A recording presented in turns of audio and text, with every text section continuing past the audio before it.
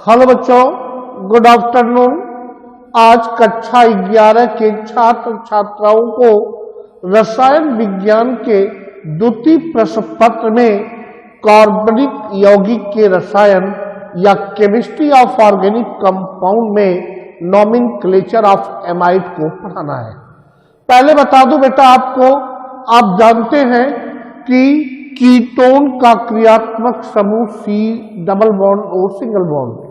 इसका मतलब ये कीटोन का क्रियात्मक समूह हमने आपके सामने CO को लिख दिया है, जिसको हम लोग कार्बोनिल ग्रुप भी कहते हैं। यदि ये संयोजकता NH2 ग्रुप कंप्लीट कर जाए या ये वैलेंसी NH2 ग्रुप कंप्लीट कर जाए तो ये आपको जो CONH2 प्राप्त हुआ है ये आपका एमाइड का क्रियात्मक समूह है। मेरे कहने का आशय ये है कि एमाइड का क्रियात्मक समूह CONH2 होता है।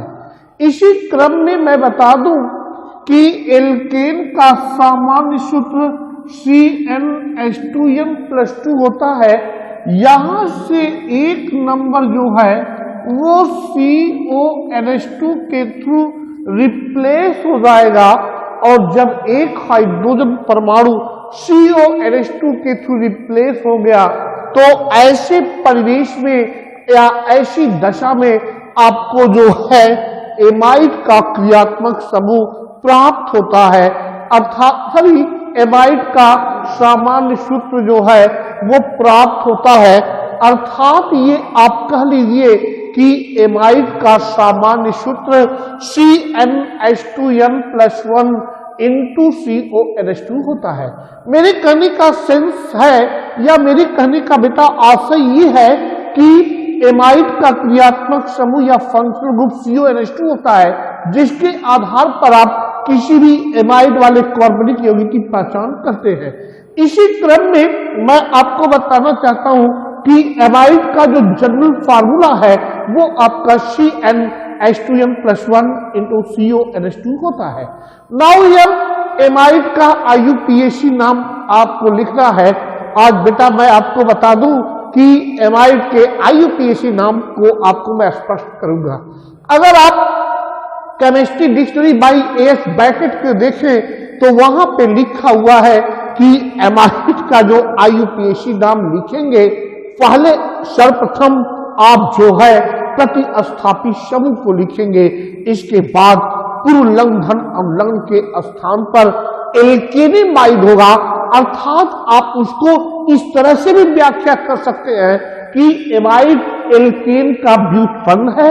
अर्थात एमाइड में जो पूर्व लंघन लिखा जाएगा वो एल्केन बेस्ड लिखा जाएगा और उस एल्केन में से स्मॉल ई को हटाकर अमाइड को जोड़ेंगे तो एल्केनेमाइड हो जाएगा। अर्थात आप ये कह सकते हैं कि एमाइड के नामकरण में जब लिखेंगे तो पूर्व लंघन अवलंघन बराबर एल्केनेमाइड होगा। अर्थात मैंने आपको सीधे सीधे फंडा बता दिया, सीधे सीधे रूल बता दिया कि एमाइड वाले कार्बनिक यौगिक का जब आप IUPAC नाम लिखेंगे तो सर्वप्रथम या प्रथम दृष्टया जो है आप क्या करेंगे, प्रतिस्थापी समूह को पूर्व नियमों के अनुसार लिखेंगे और इसी क्रम में पूर्व लंघन अवलंघन जो है वो एल्केनेमाइड हो जाएगा। अर्थात पूर्व लंघन एल्केन पर आधारित होगा क्योंकि एमाइड एल्केन का व्युत्पन्न है। उसमें से स्मॉल ई को हटाकर अनुलंघन या सफिक्स जो है एमाइड को जोड़ देते हैं। आ जाइए, आपके सामने मैं 2-3 एग्जाम्पल लिखा हूं और इस एग्जाम्पल को मैं अभी स्पष्ट करूंगा। अगर आप ध्यान से देखें तो पहला एग्जाम्पल आपके सामने HCONH2 है। आप नियम के अनुसार जानते हैं कि सबसे पहले हम इसकी पहचान CONH2 समूह के आधार पर करेंगे। अर्थात आपको मैं बता दूं कि CONH2 समूह उपस्थित है तो ये एमाइड का कार्बनिक यौगिक है। अब इसमें आप कार्बन परमाणु की लंबी श्रृंखला बनाएंगे। एक कार्बन परमाणु की लंबी श्रृंखला आप बनेगा। नंबरिंग आप वही पुराना नियम है, नंबरिंग आप उस तरह से यहां करेंगे जिधर से CONH2 समूह पहले आता है। इसका मतलब ये हो गया कि इसमें आपका नंबरिंग मीन्स यहीं से शुरू होगा। अब इसके बाद एक कार्बन का एमाइड यौगिक है, और आपको मैं बता दूं यहाँ पे कोई प्रतिस्थापी समूह या यहाँ पर कोई भी आप ध्यान से देखें, यहाँ पर कोई भी आपका जो है वो जिसको आप कर लीजिए, यहाँ पर कोई भी जो है आपका सब्स्टिट्यूएंट ग्रुप या प्रतिस्थापी समूह नहीं है। तो इस आधार पर आप यहाँ लिखेंगे एक कार्बन का एल्केन मेथेन और उसमें ई हटा के एमाइड जोड़ेंगे तो इसका नाम हो जाएगा मेथेनेमाइड। अब इसी क्रम में आपके सामने दूसरा एग्जाम्पल है वो CH3CONH2। आप देखें यहाँ पर आपका CONH2 समूह उपस्थित है, एमाइड का कार्बनिक यौगिक। लॉन्ग चेन दो कार्बन का बनाएंगे तो ऐसे कंडीशन में आपका नंबरिंग जो है राइट साइड से शुरू होगा, क्योंकि राइट साइड से CONH2 पहले आता है। दो कार्बन का आपका प्रफिक्स एथेन होगा, उसमें से स्मॉल ई को हटाकर अनुलग्न या सफिक्स आप एमाइड को जोड़ देंगे तो एथेन में से ई हटा के एमाइड जोड़ेंगे तो पुरुलग्न धन अलग्न बराबर हो जाएगा एथेनेमाइड। अर्थात आपके सामने इसका IUPAC नेम हो गया एथेनेमाइड। वैसे आप लोग जानते हैं कि CH3CONH2 जो है वो आपका एसिटामाइड कार्बन नेम के रूप में होता है। इसी क्रम में आपके सामने तीसरा एग्जाम्पल है CH3CH2CONH2। इसका मतलब ये हो गया कि तीन कार्बन का लॉन्ग चेन है। नंबरिंग कहां से स्टार्ट करेंगे? राइट साइड से 1 2 3, क्योंकि इस साइड से आपका जो है एमाइड समूह पहले आता है। अब इसके बाद आप सीधे तौर पे कहेंगे कि यहाँ पर कोई शब्द लिख लीजिए। एग्जाम्पल 3 में आपके पास ये क्लियर हो रहा है कि कोई सब्स्टिट्यूएंट नहीं है। इसका मतलब ये डन है, इसका मतलब ये क्लियर है कि जो आपका 3 कार्बन का एल्केन होगा वह प्रोपेन हो जाएगा और उसमें से ई हटा के एमाइड जोड़ेंगे तो इसका नाम हो जाएगा प्रोपेनेमाइड। मैं आपके सामने इसका नाम लिख दिया प्रोपेनेमाइड। अब मैं आपको और भी एग्जाम्पल ले चल रहा हूं, जो एग्जाम्पल आपके सामने स्पष्ट होगा। मीन्स आपको मैं चौथा एग्जाम्पल की तरफ ले चल रहा हूं जो एमाइड का कार्बनिक यौगिक है।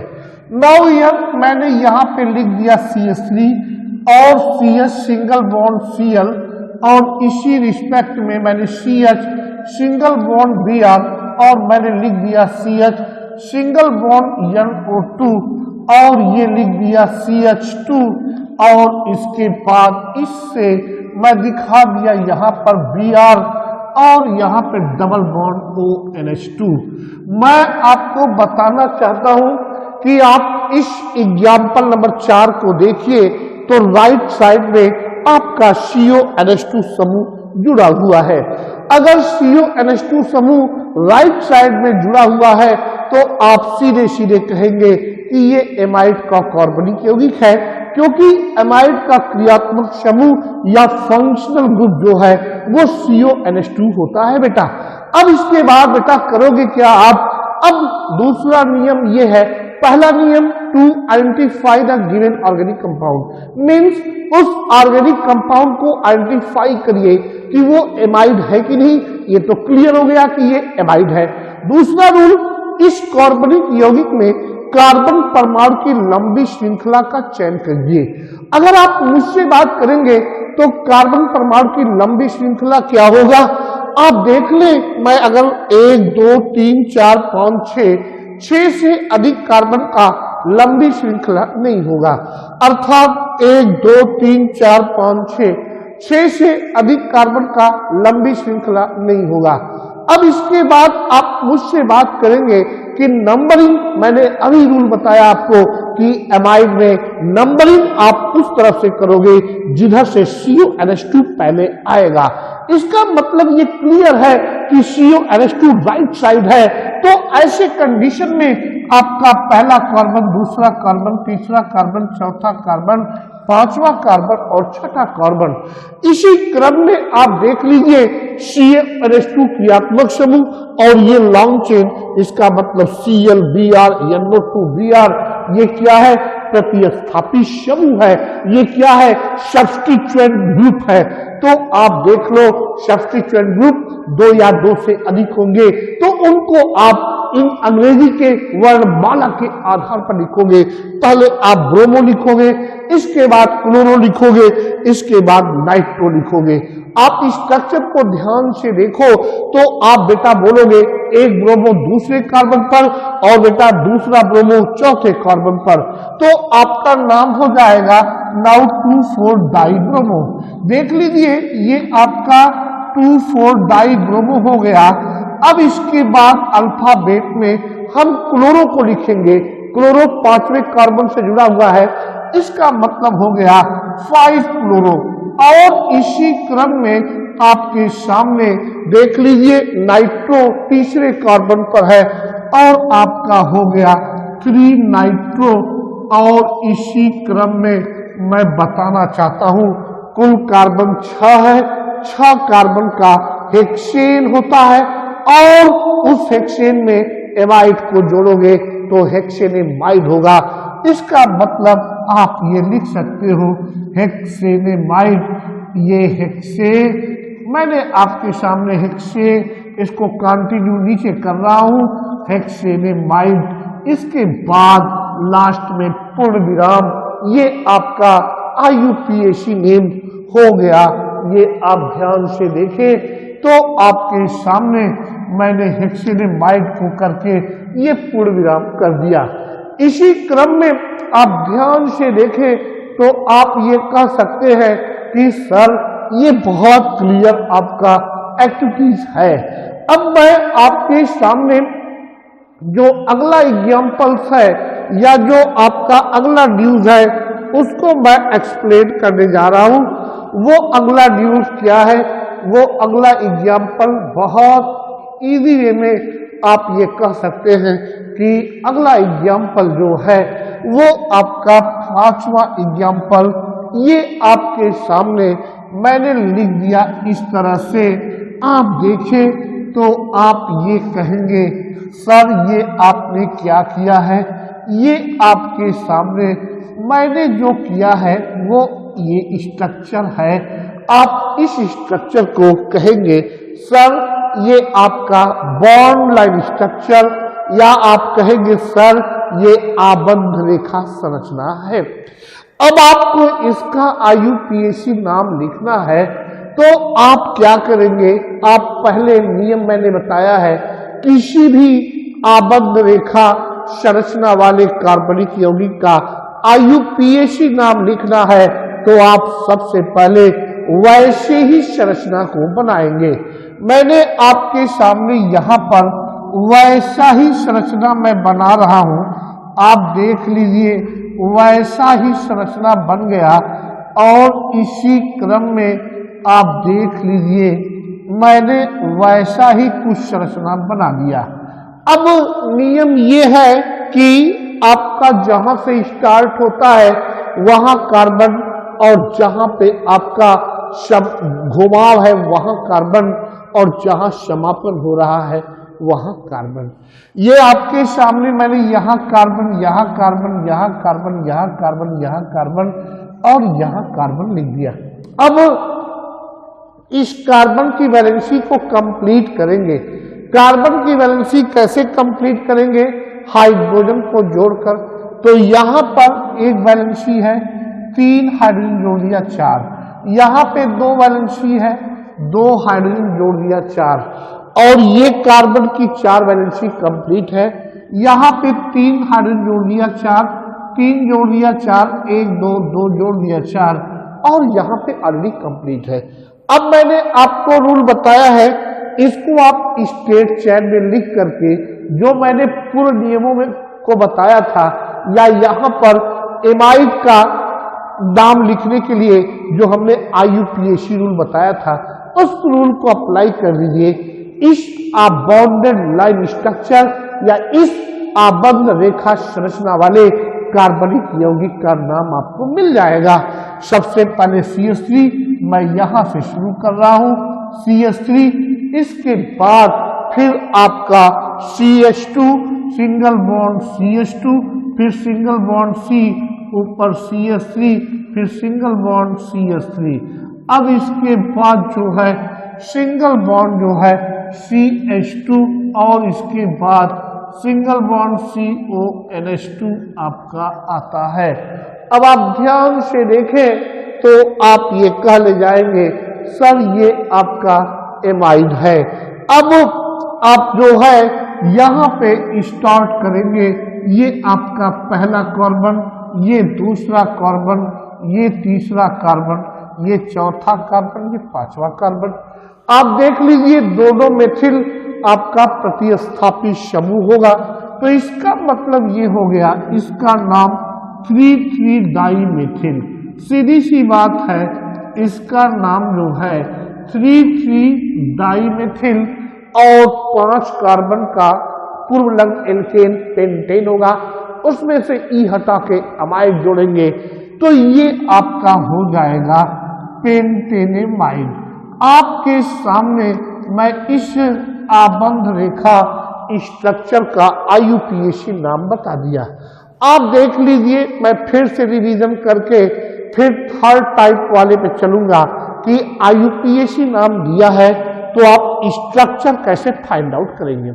देखिए सीधी सी बात है, इससे एक्स्ट्रा मैं कुछ नहीं कहता, मैंने आपसे शुरू में ही कह दिया है, ये सबके लिए जनरल रूल है कि आपका कोई भी ऑर्गेनिक कंपाउंड हो आप उसको पहले पहचान लीजिए, पहचानने के बाद आप जो है उसमें कार्बन परमाणु की लंबी श्रृंखला बना लीजिए, फिर इसके बाद अंकन या नंबरिंग कर दीजिए और इसके बाद प्रतिस्थापी समूह को लिखिए नियम के अनुसार, और इसके बाद पूर्वलग्न जिसको आप प्रफिक्स कहते हैं और उस प्रफिक्स या पूर्वलग्न में अनुलग्न या सफिक्स को जोड़ दीजिए तो आपको नाम मिल जाएगा। मेरी कहने का सीधा सीधा सा फंडा है कि आप जो है किस तरह से एमाइड का नाम लिखेंगे, कुछ नहीं है। एमाइड का क्रियात्मक समूह मैंने आपको CO2 बताया बेटा, आप उस आधार पर पहचान लो, फिर इसके बाद कार्बन परमाणु की लंबी श्रृंखला का चयन कर लो, अंकन या नंबरिंग उस तरफ से करो जिधर से एमाइड समूह पहले आता है। इसके बाद पूर्व नियमों की भांति सर्वप्रथम प्रतिस्थापी समूह या सब्स्टिट्यूएंट ग्रुप और प्रफिक्स या पूर्वलग्न धन अनुलग्न या सफिक्स को लिख देते हैं और लास्ट में पूर्ण विराम कर देते हैं। इतना जरूर याद रखना कि प्रफिक्स एल्केन बेस्ड होगा, प्रफिक्स एल्केन आधारित होगा। क्यों? क्योंकि एमाइड भी एल्केन का क्या है, व्युत्पन्न या डेरिवेटिव है। इसी क्रम में मैं आपको और आबंध रेखा संरचना या जिसको आप लोग कह लीजिए बॉन्ड लाइन स्ट्रक्चर को मैं स्पष्ट करके नाम लिखना चाहता हूं। आपके सामने मैंने कुछ ऐसा बनाया है जो आपके सामने है और आप देख लीजिए ये है। इसी क्रम में आपके सामने मैंने इसको कुछ नहीं किया, मैंने इसको डबल बॉन्ड O और इसको इस तरह से NH2 कर दिया। आपसे ये कहा जा रहा है कि इसका IUPAC नाम लिखिए। नियम के अनुसार कुछ नहीं करना है, आप इसको जो है ऐसे बना लें और ऐसा ही स्ट्रक्चर मैंने बना लिया आपके सामने। और बनाने के बाद फिर मैं आपको बता दूं, जहां से आपने स्टार्ट किया है वहां कार्बन, और जहां आपने रोटेशन या घुमाव है वहां कार्बन, और जहां आपका एंडिंग पॉइंट है वहां कार्बन। यहां पे हमने कार्बन कर लिया, कार्बन कर लिया, कार्बन कर लिया, कार्बन कर लिया और ये कार्बन कर लिया। अब कार्बन की वैलेंसी को 4 कर दीजिए हाइड्रोजन को जोड़कर। यहां एक वैलेंसी है 3 हाइड्रोजन, 1 2 3, 1 हाइड्रोजन, 1 है 3 हाइड्रोजन, 1 2 है 2 हाइड्रोजन हो गया। अब इसके बाद आप इसको स्ट्रेट चेन में लिखिए। मैं लिखने जा रहा हूं, देखिए ध्यान से। पहले हम लिख देंगे CH3, इसके बाद सिंगल बॉन्ड CH, इस CH से CH3 मैंने ऊपर कर दिया, फिर ये लिख दिया CH2 और ये लिख दिया CONH2। देखिए मैं फिर से नियम एक्सप्लेन कर दूं। अगर आपके सामने कोई आबंध रेखा संरचना है, उस आबंध रेखा संरचना से आपको जो है IUPAC नेम लिखना है, तो आप सबसे पहले वैसा आबंध बना लीजिए और वैसा स्ट्रक्चर बनाने के बाद जहां से स्टार्ट है वहां कार्बन, जहां रोटेशन है वहां कार्बन और जहां एंडिंग है वहां कार्बन, और कार्बन की वैलेंसी हाइड्रोजन को जोड़कर 4 कर दीजिए। नाम क्या होगा? Long chain 1 2 3 4, numbering 1 2 now 3 4। अब मेथिल तीसरे कार्बन पर है तो ये आपका हो गया 3 मेथिल, ये आपका 3 मेथिल और 4 कार्बन का एल्केन ब्यूटेन, उसमें एमाइड जोड़ देंगे तो ये हो जाएगा ब्यूटेनेमाइड, या जिसको आप लोग IUPAC के नाम पर कह सकते हैं 3 मेथिल ब्यूटेनेमाइड। आपके सामने मैंने 3 मेथिल ब्यूटेनेमाइड को स्पष्ट कर दिया, या जो आपके सामने मैंने बॉन्डेड लाइन स्ट्रक्चर या आबंध रेखा संरचना था उसका IUPAC नेम बताया, तो IUPAC नेम मिला 3 मेथिल ब्यूटेनेमाइड। अब मैं आपको बताना चाहता हूं कि IUPAC नेम दिया हुआ है और उसका स्ट्रक्चर आप कैसे बनाएंगे। जैसे एक सिंपल सी बात है, अगर आप ध्यान से देखें तो मैं लिखा हूं 3,3 डाइआयोडो, मैंने आपके सामने लिखा है 3,3 डाइआयोडो और इसके बाद मैं लिख रहा हूं 4 साइक्लोऑक्टिल, मैंने लिख दिया साइक्लोऑक्टिल और इसी क्रम में मैंने आगे आपके सामने मैं लिख रहा हूं नाउ हियर हेप्टेनेमाइड फर्स्ट। देखिए अगर ये लिखा हुआ है हेप्टेनेमाइड फर्स्ट, इसके बाद हमने पूर्ण विराम कर दिया। आपके सामने मैंने लिखा है बच्चों, बेटा आपके सामने मैंने लिखा है 3,3 डाइआयोडो 4 साइक्लोऑक्टिल हेप्टेनेमाइड। अब इसका आपको स्ट्रक्चर बनाना है। जैसा कि मैं बता चुका हूं पहले ही कि प्रत्येक वर्ग में 3 तरह से नॉमेनक्लेचर आपको पढ़ना है।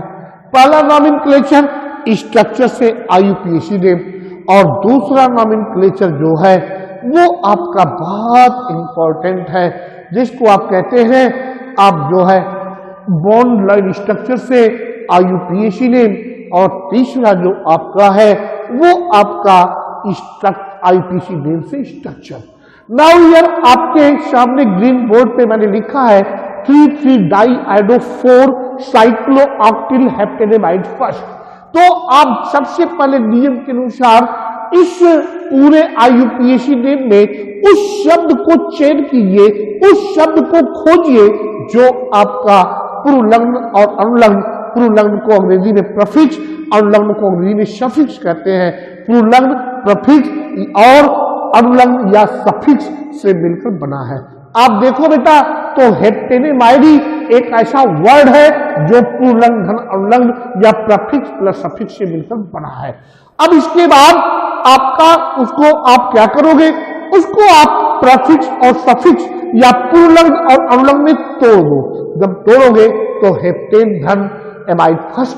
इसका मतलब यहां पे हेप्टेन की बात को शो कर रहा है, यहां पे हेप्टेन इस बात को इंगित कर रहा है, या हेप्टेन इस IUPAC नेम में हेप्टेन की उपस्थिति इस बात का द्योतक है कि कार्बनिक यौगिक में 7 कार्बन का चेन होगा और वो चेन एल्केन जैसा होगा। इसका मतलब मुझको 7 कार्बन लिखना है। मैं आपके सामने 7 कार्बन लिख दिया, और एल्केन मीन्स ये ऑलरेडी एक दूसरे से सिंगल बॉन्ड के द्वारा जुड़ा होगा। और मैं आपको बता चुका हूं IUPAC नाम से जब आप स्ट्रक्चर बनाएंगे तब आप you are free for numbering. आप नंबरिंग करने के लिए स्वतंत्र हैं, चाहे लेफ्ट टू राइट करिए, चाहे राइट टू लेफ्ट करिए। मैं आपके सामने राइट टू लेफ्ट कर दिया। नाउ 3, 4, 5, 6, 7। इसके बाद वहां पे आपका सफिक्स या अनुलग्न एमाइड फर्स्ट है। ये एमाइड फर्स्ट इस बात को स्पष्ट करता है कि पहला कार्बन एमाइड ग्रुप होगा। Amide group means we know that CONH2। Now this is the amide. इसके बाद 3,3 डाइआइडो मीन्स तीसरे कार्बन पे डाई मीन्स दो आइडो समूह उपस्थित होगा। एक आइडो आपके सामने यहां और दूसरा आइडो यहां। इसके बाद 4 साइक्लो ऑक्टेल। इसका मतलब यह है कि चौथे कार्बन पर आपका साइक्लो ऑक्टेल समूह उपस्थित होगा। ये चौथा कार्बन है। मैं यहां पे ऑक्टेल समूह बना रहा हूं। 1, 2, 3, 4, 5, 6, 7, 8।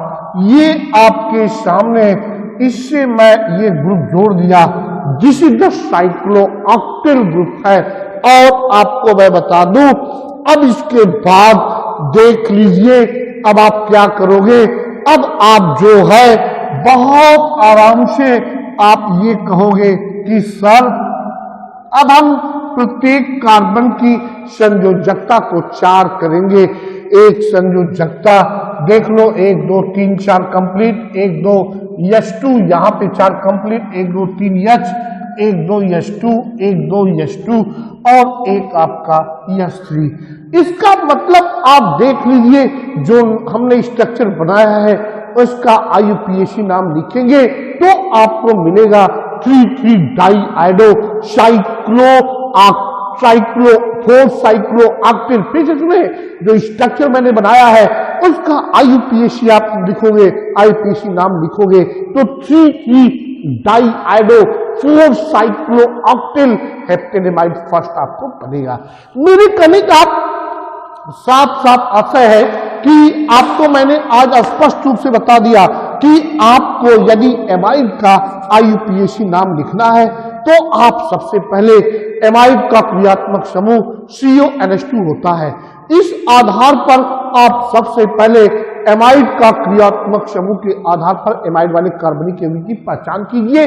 नंबर 2, इस कार्बनिक यौगिक की संरचना में कार्बन परमाणु की लंबी चेन का चयन करिए। Need to select the long chain of carbon atom in given organic compound. इसके बाद थर्ड रूल ये है, आप नंबरिंग या अंकन उस तरह से स्टार्ट करिए जिधर से एमाइड ग्रुप पहले आता है और इसके बाद फिर आपको क्या मिला, फिर आपको ये मिला पूर्व नियमों की भांति आप पहले प्रतिस्थापी समूह को लिखेंगे, इसके बाद पूर्वलग्न या प्रफिक्स और अनुलग्न या सफिक्स को लिखेंगे। पूर्वलग्न एल्केन पर आधारित होगा क्योंकि एमाइड भी एल्केन का व्युत्पन्न है और उसमें अनुलग्न एमाइड को जोड़ देंगे। इसी नियम का पालन करके हमने आपको IUPAC में बताया। धन्यवाद, थैंक यू।